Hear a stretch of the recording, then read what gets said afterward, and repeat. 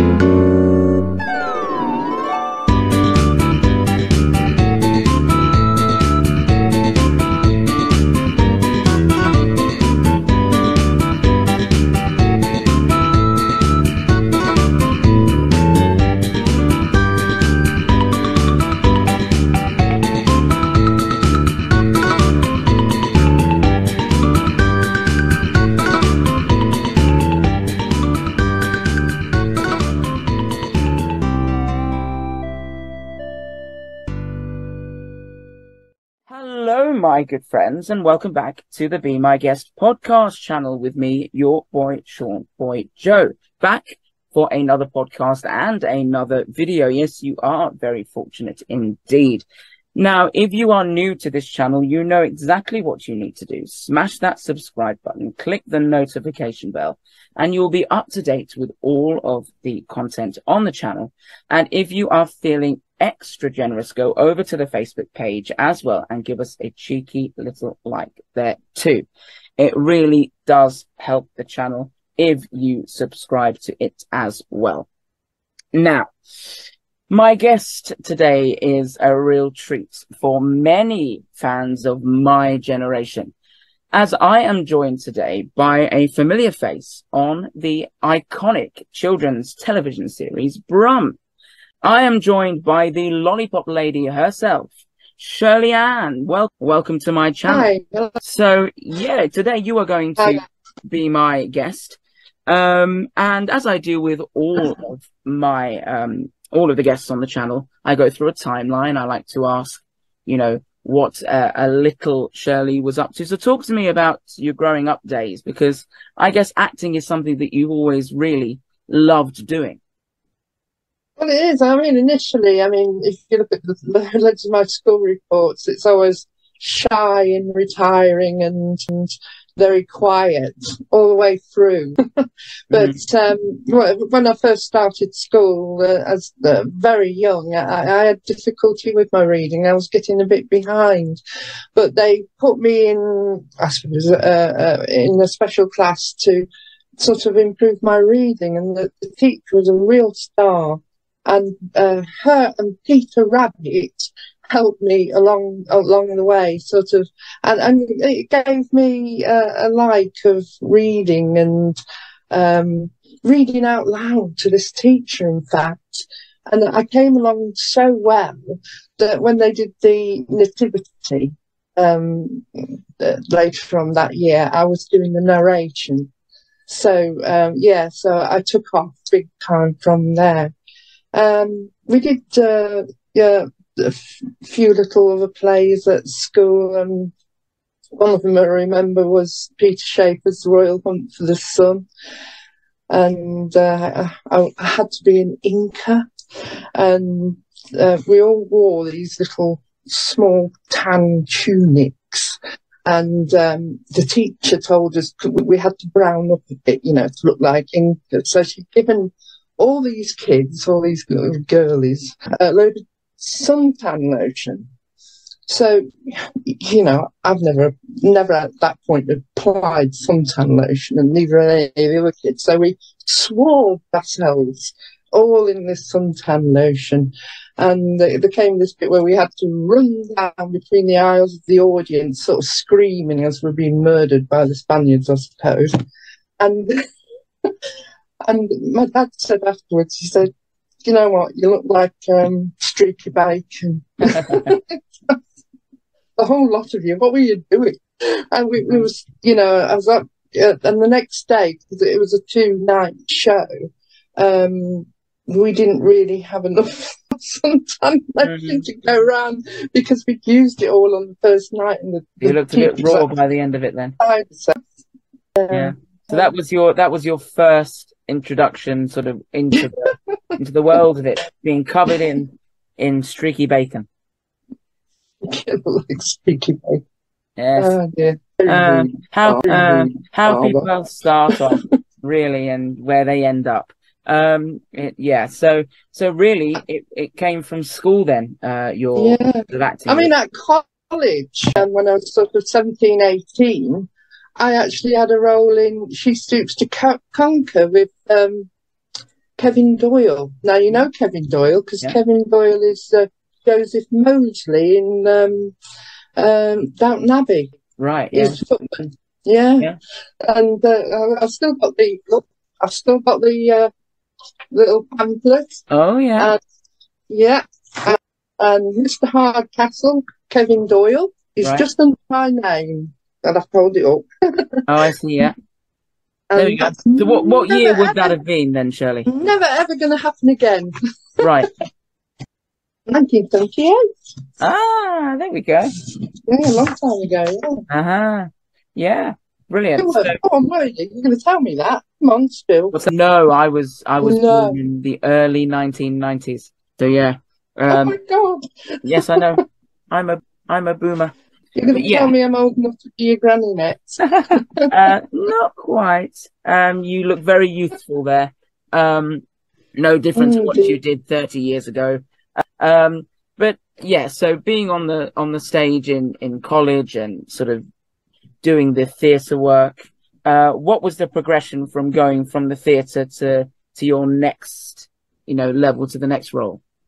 Well, I suppose I went into career then. I became a registered general nurse. So I moved to London and then eventually moved to Birmingham. And in Birmingham, I joined Solihull Society of Arts, the SSA. And I did loads of pantomimes with them and plays, Shakespeare. I mean, I was Puck in Midsummer Night's Dream, Groping for Words. There's loads that I've done, and I can't think of them at the moment, so that's strange. But I really enjoyed it, did a lot with them, and I suppose I was with them now on about over 20 years or so. Wow. While I was with them, that's when I went to audition for Brum. Oh, I see. So that's how you transcended into. Oh yes. So I did a lot of amateur dramatics then at the Library Theatre. It was called then, but I believe it's now called the Core Theatre. Right. It changed names. Yeah. Right. Okay. So tell us then about the transition then from going to the stage on to TV and working with, of course, the iconic Brum and Ragdoll productions. Oh, let's see. The audition was in March 1994 at the Custard Factory in Birmingham.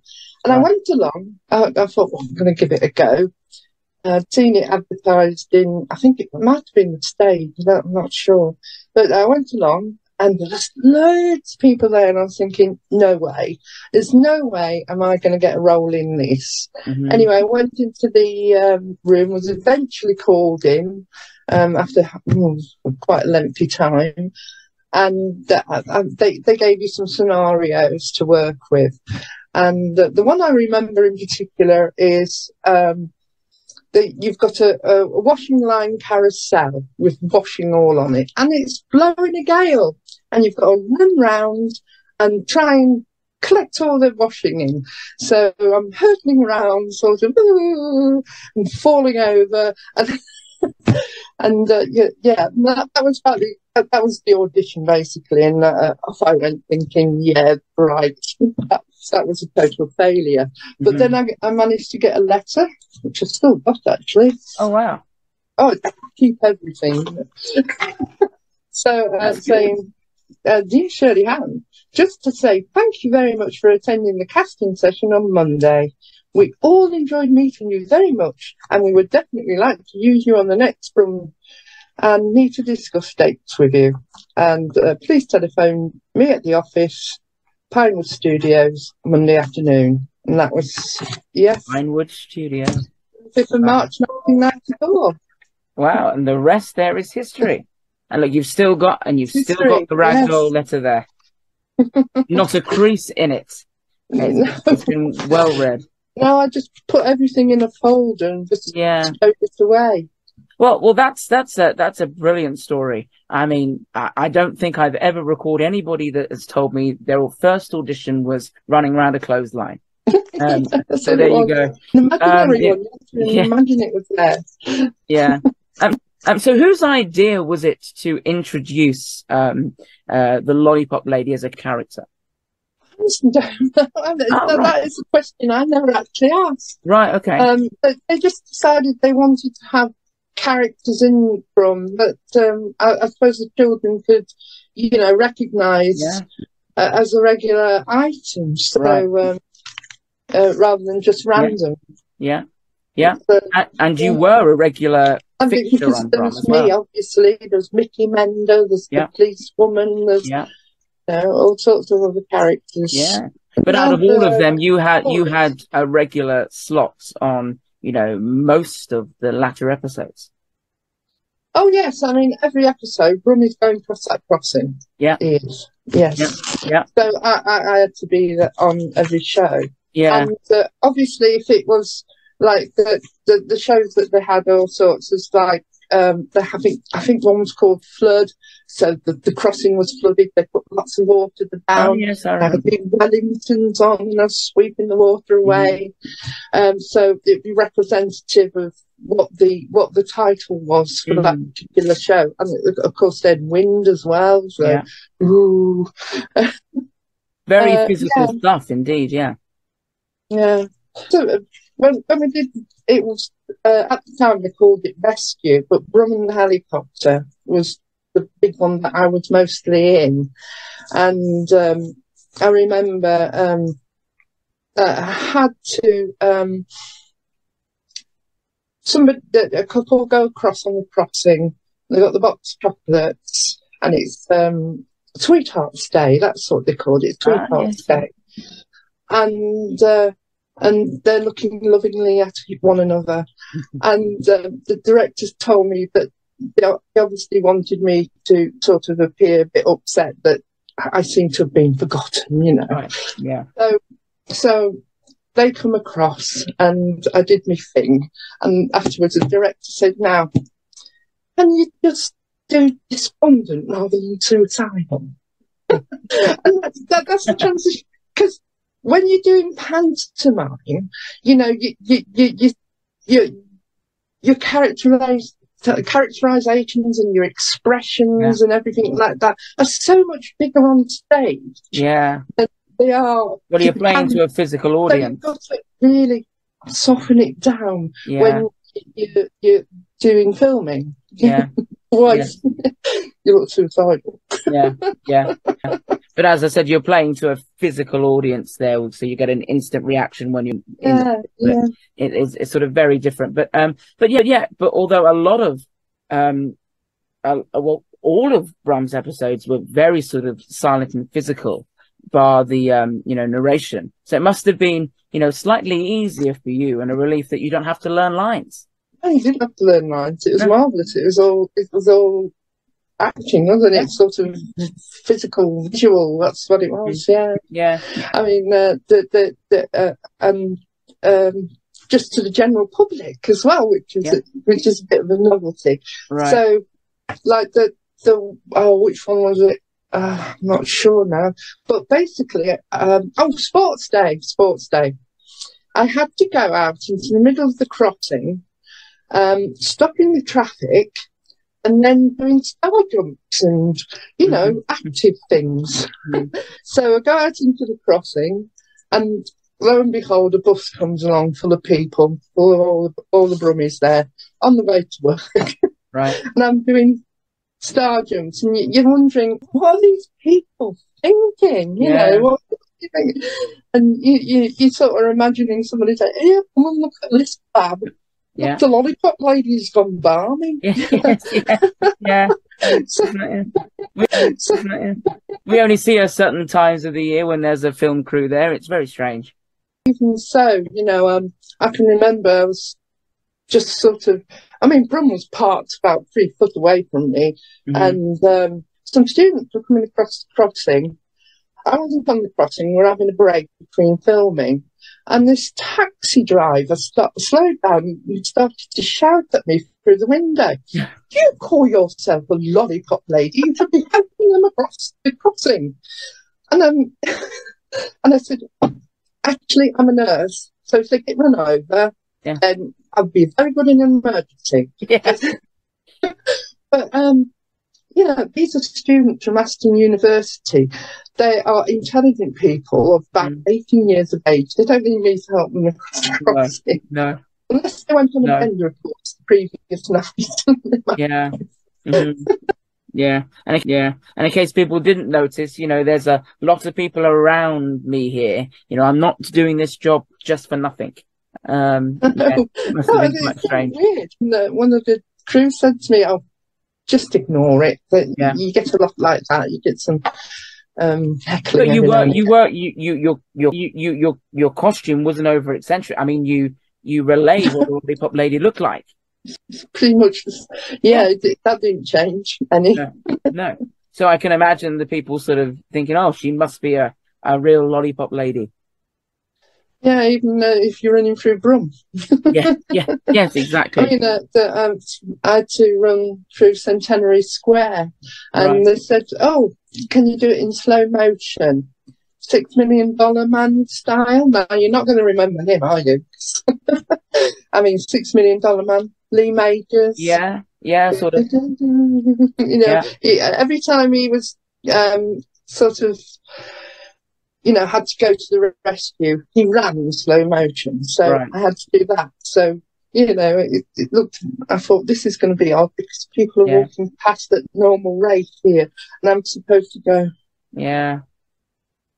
Long before the days you could do all that editing, Square. Yeah, funny.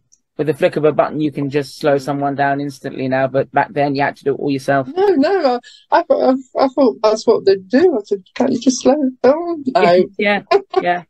Yeah. So all of the Brum episodes, as we said, were silent, bar the narration, which of course was the fabulous Toy Wilcox. And you're going to tell me now that you never actually got to meet her, or did you? Sorry? Oh, you did meet her. I met her right at the end of the show. Right. Let's have a look. Things. Yeah, that's right. The Grosvenor Suite of the Grand Hotel in Birmingham, when they basically just celebrated the end of filming, and we all had a get together. Oh wow! Yeah. Wonderful. So she was there, and I took a photograph of her there with Brum. So and she recognised me. I was walking past, and she said, "Oh, hello, Lollipop Lady." Yeah. And I thought, what was that? She actually recognised me before. You're probably thinking it should kind of be the other way around here. You're the pop star. But it's sort of. It's almost like a silent hero in that sense, that Toya is very much known for her pop career and for other stuff. But working on Ragdoll was something that was kind of a nice secret that she had. We just didn't speak at all, It was all Toya that they obviously must have taken the filming back, and she just narrated over the filming. Simple as that. Right. Where was it? For those who don't know, just explain where Brum was set. I mean, they used the fire station. We went to Centenary Square. There's all sorts of I mean, I've got all the call sheets here. Those are all the call sheets. Yeah. And I can look up to see where they have us filmed, but. But all in and around Birmingham, of course. It was all around Birmingham, yeah. We didn't go out to Birmingham as such. The only time we went out to Birmingham was when they did Brum and the helicopter, and I had to go down to Kidlington Airport to do some the filming with the helicopter just above my head and that. Right. What was your favourite episode of Brum? What did you love appearing in? Well, I suppose the feature one with me in it. I've got to say that because we all had a feature episode. Yeah. And obviously, I really enjoyed that. It was really good fun. And you know, they had to go down to Pinewood Studios to be fitted with like a what do you call it? I forgot what name. It's not a hoisty thing, you know. Fly wire and everything. And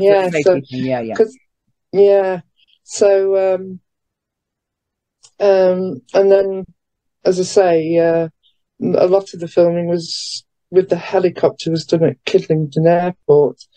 On top of there was a concrete base, and then they put a window cleaner's basket in there. The chap who was doing the coordinating with the helicopter and everything, he told me his last project was actually Judge Dredd. Oh, wow. And I thought, yeah, there's a bit of a come down, isn't it? Yeah. Judge Dredd.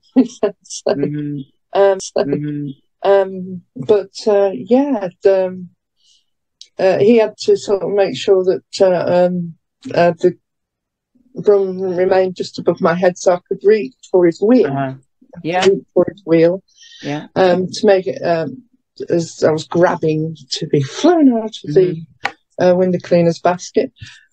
But Brum, the downdraft from the helicopter was quite tremendous, and Brum was swinging away like that, and he came in too low at one point, and I had to drop into the window cleaner's basket to prevent having my head taken off. Thank you very much.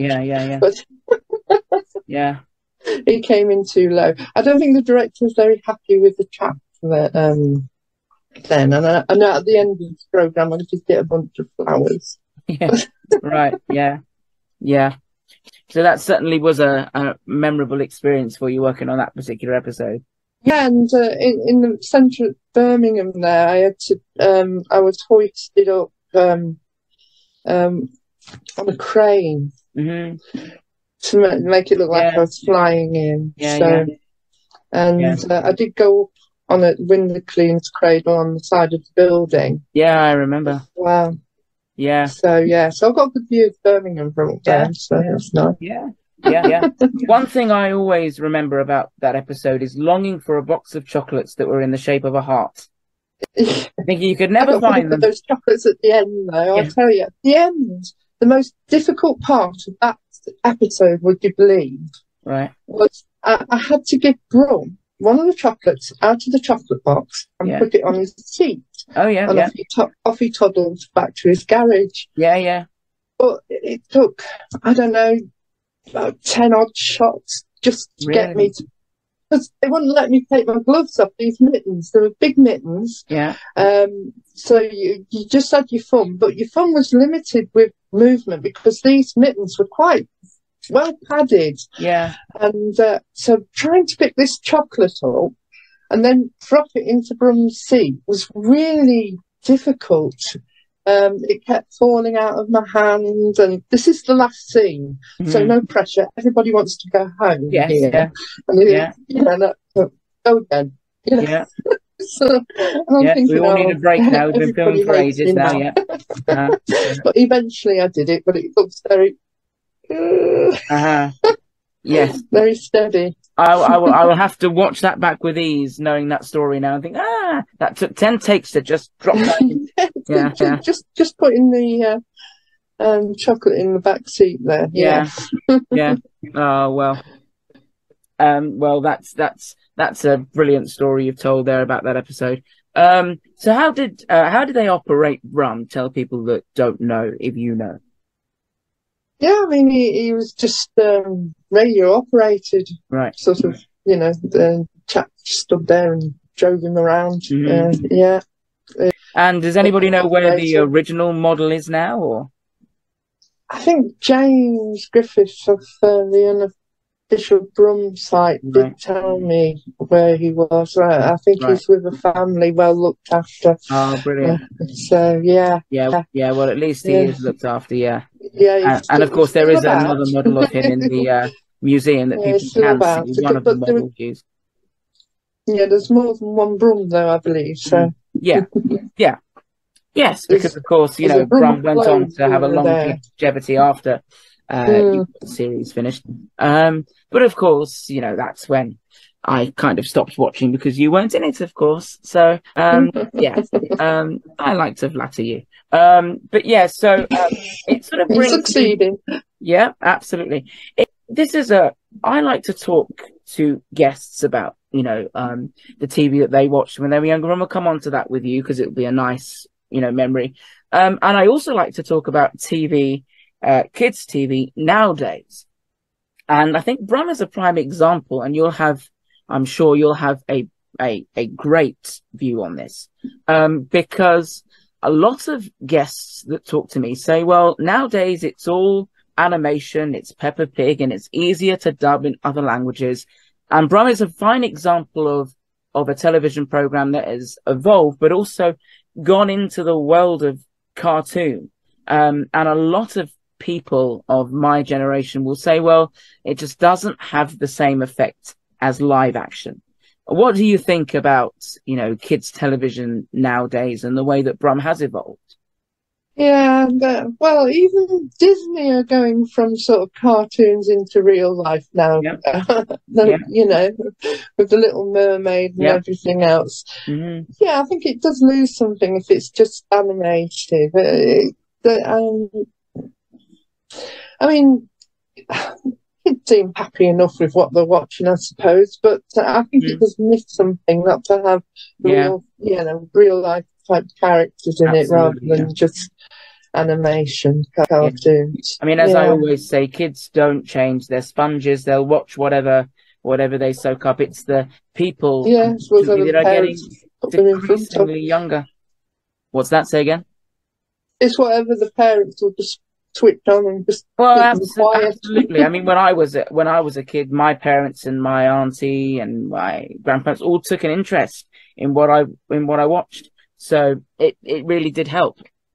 But as I said, kids are sponges. They'll soak up whatever they see on the TV, and they haven't changed. It's the people behind the productions that are ever decreasingly younger.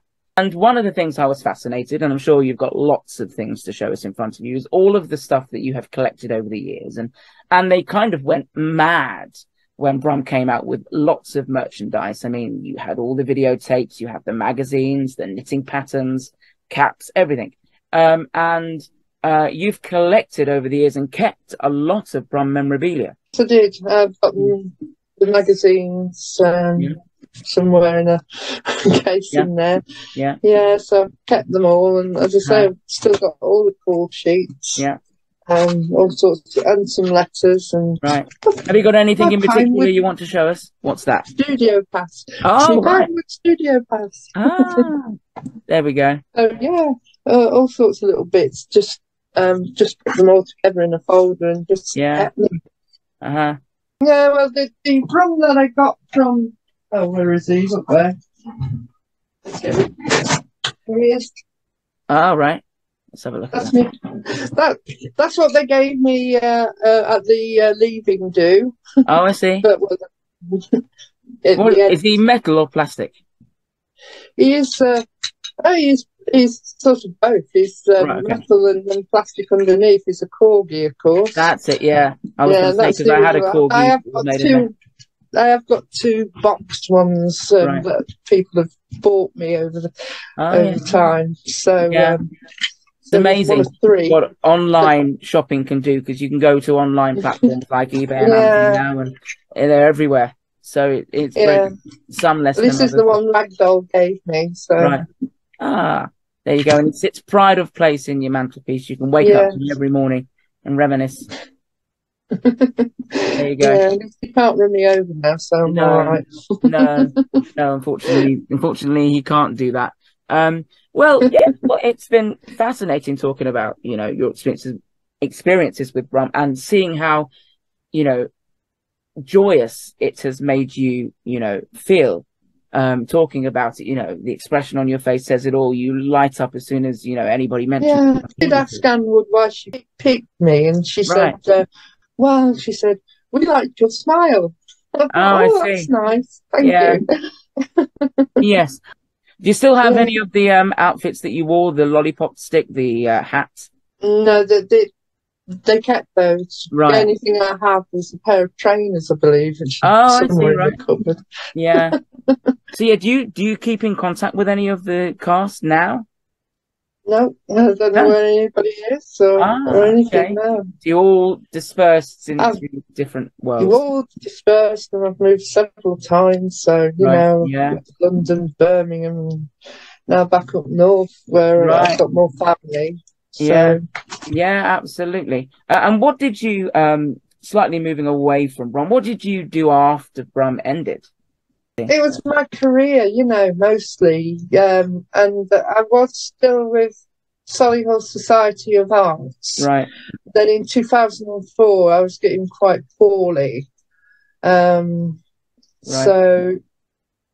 I had to have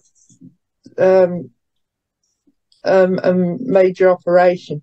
They had actually diagnosed me with Crohn's disease by about 2001.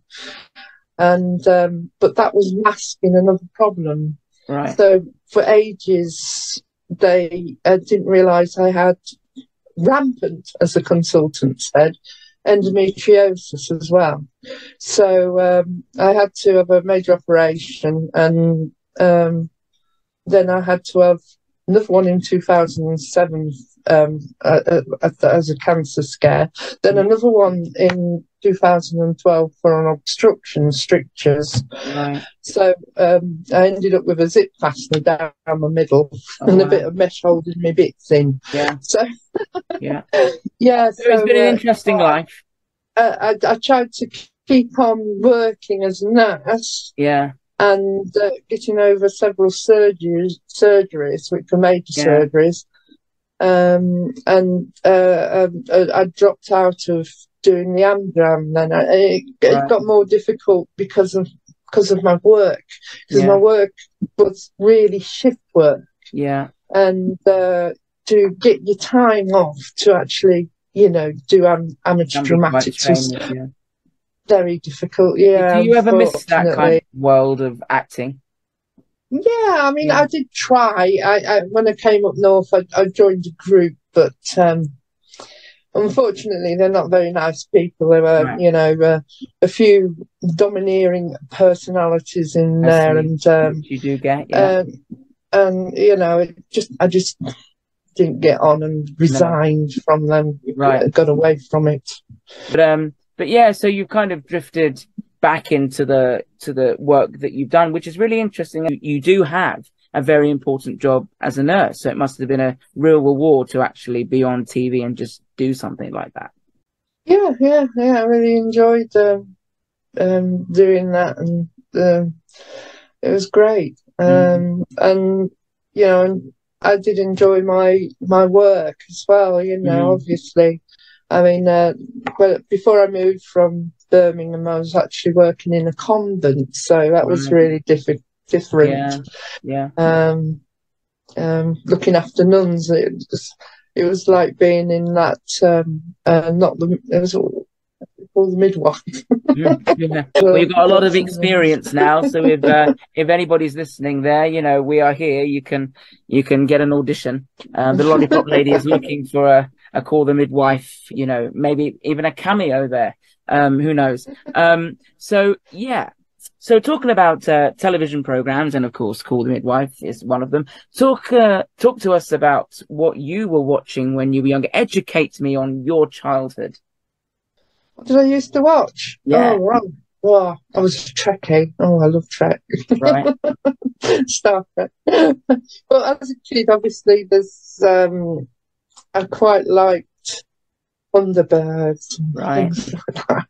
Yeah.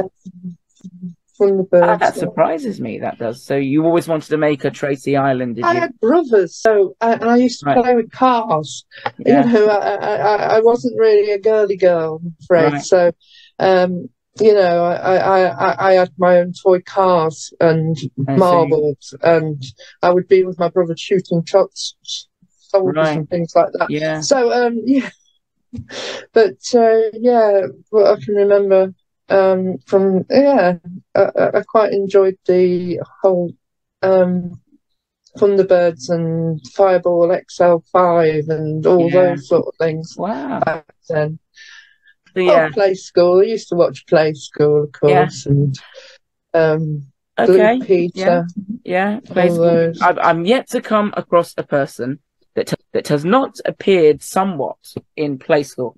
Because every single person I interview always brings up Play School and says, yes, but I know somebody who was in that, or I presented that for a little while, or I did the Australian version of that. I said, a lot of people start out on Play School because it is a great grounding for people, and a lot of the people we know today started out on that very show.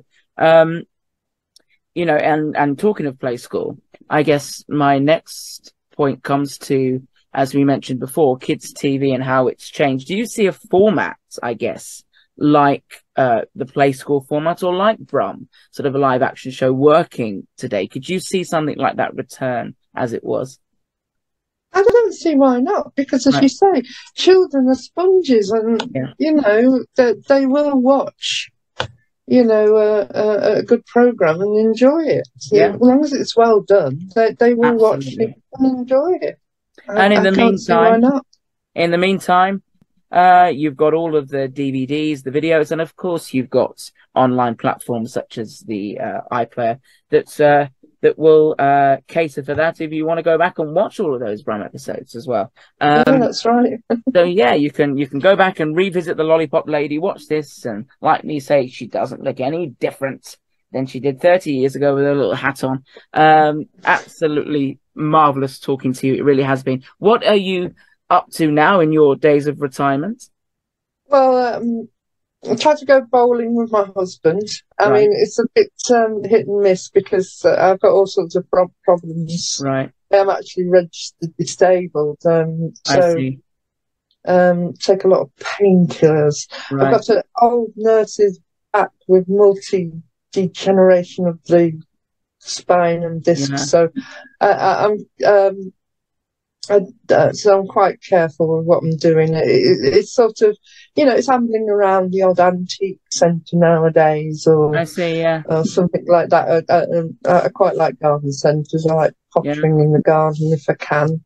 Just enjoying life and reminiscing. Reminiscing. Absolutely, which we have done today, and it's been a real time to joy. go out and visit places, even though I'm having difficulty hobbling around them. You know, it's. Do you still get recognised then once you're out and about on the streets? Do people sort of point at you and go, I know you? No, not unless I actually said. I mean, when I was living in Birmingham, I mean, a few years back, the people next door recognised me, but from that, but not so much, no.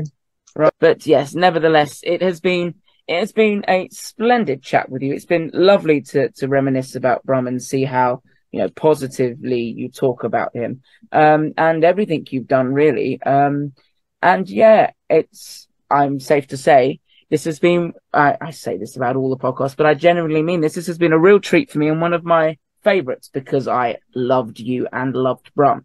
And people say, you know, little old me, it's about the car, but you were just as big a part of my childhood as Brum was all those years ago. So yeah, it's been a real honor and a privilege to be chatting to you. And yeah, hopefully one day you might dig those old boots out, put the old jacket on, and get your little car out. Stop the traffic. That's it. Yes, if they ever decide to make Brum as they were before, you are still here. You're still available. You can still stand there. You don't have to do a lot. I can stand there. And you've got a stick as well, which will help you walk. So there you go. So you've got everything you need. Everything you need, indeed. Shirley, it's been an absolute pleasure. It really has. You have made my day. You really have. It's been a real pleasure, and it makes me feel all warm and want to just go back and rewatch Brum now.